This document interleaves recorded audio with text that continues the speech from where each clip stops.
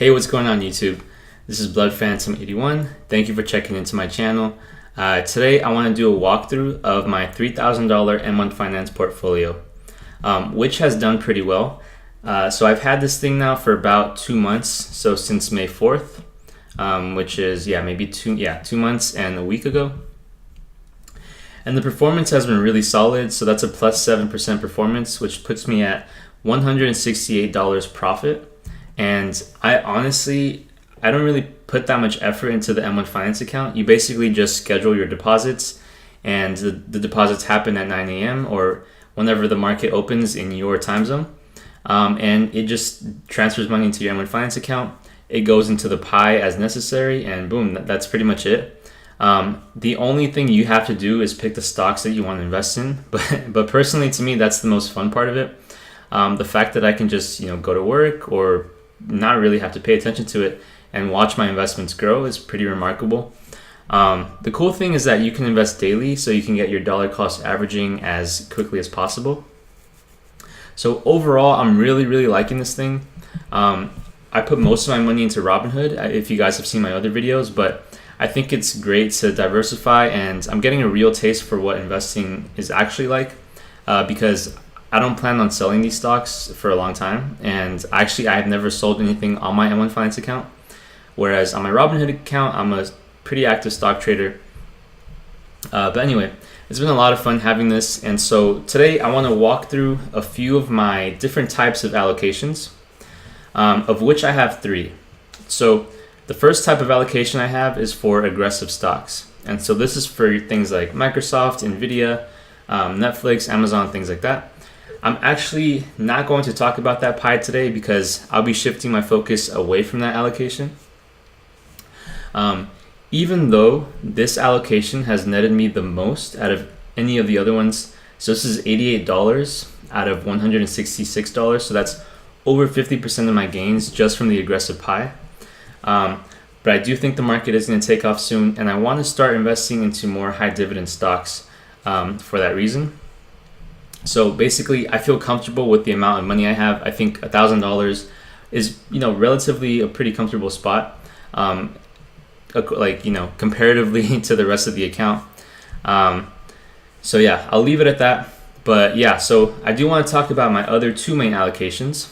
The first of those is this consumer staples pie. So what do I have in this pie? This is basically a lot of defensive type stocks, a couple utilities, but basically mostly consumer staple stocks. These are household names. These are the type of companies that your grandma's probably invested in, or maybe not.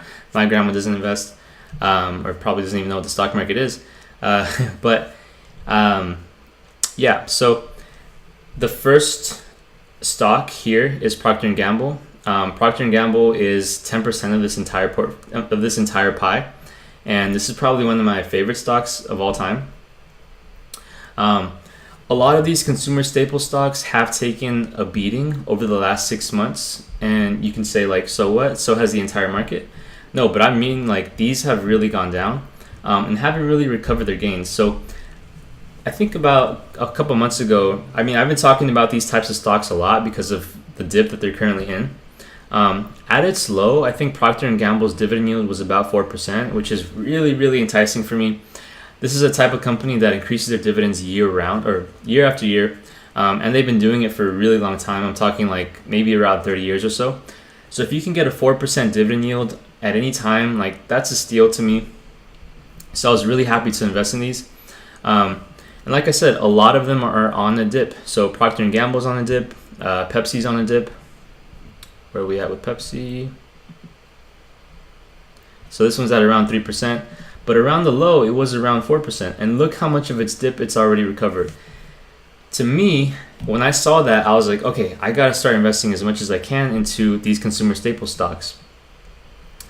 So on Pepsi, I'm already 11% up. My regret is that I didn't put more into these types of stocks. But at the end of the day, I'm still making a killing on the aggressive stocks, so it's totally fine, I guess. But that's actually where I'm shifting my focus right now. I think a lot of these stocks are still on a discount, so I'll probably be getting into those. And In fact, I'll show you guys how to reallocate the pie right now. So as I said, I'll be shifting my focus away from the aggressive stocks into my consumer staples and more defensive stocks. So come Monday morning, my pie will, will figure itself out. So as I deposit my money into it, it'll disperse the way I want it to. So now let's talk about these high dividend stocks and ETFs. So each of these pay at least 6%. Most of them pay more, maybe around like 8 or 9%. I'm talking about PCM, GLAD, GOOD.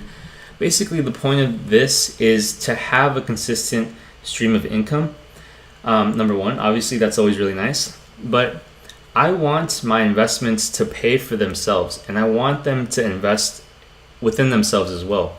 So I'm always going to do my best to invest my money, but at some point, and I'm talking like 10 years down the road or something, at some point my investments will reinvest just as much as I'm putting in.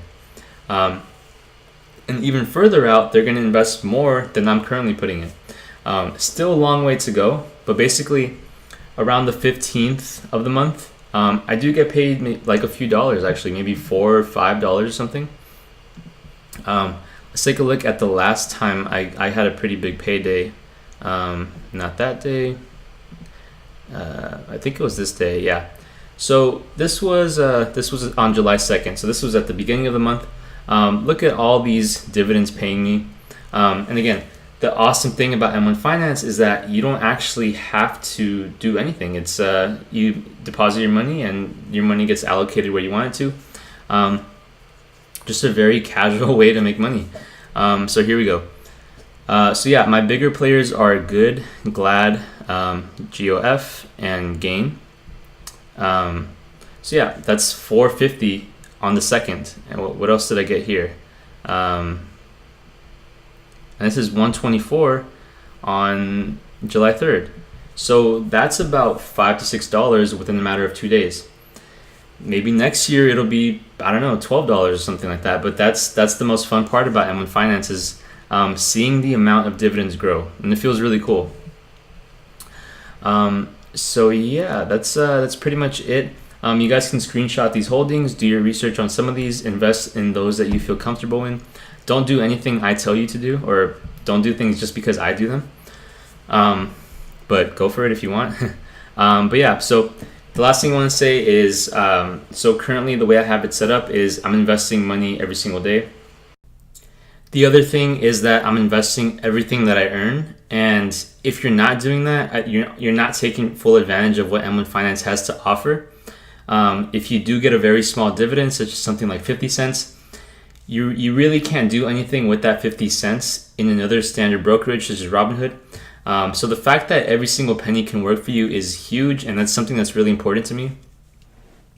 And the last thing I want to say is I'm currently getting about $13 a month off M1 Finance.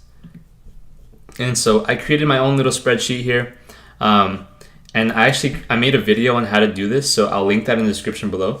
But yeah, so I basically have how much each stock is paying me on average every single month, and I'm currently at $13, which is pretty remarkable.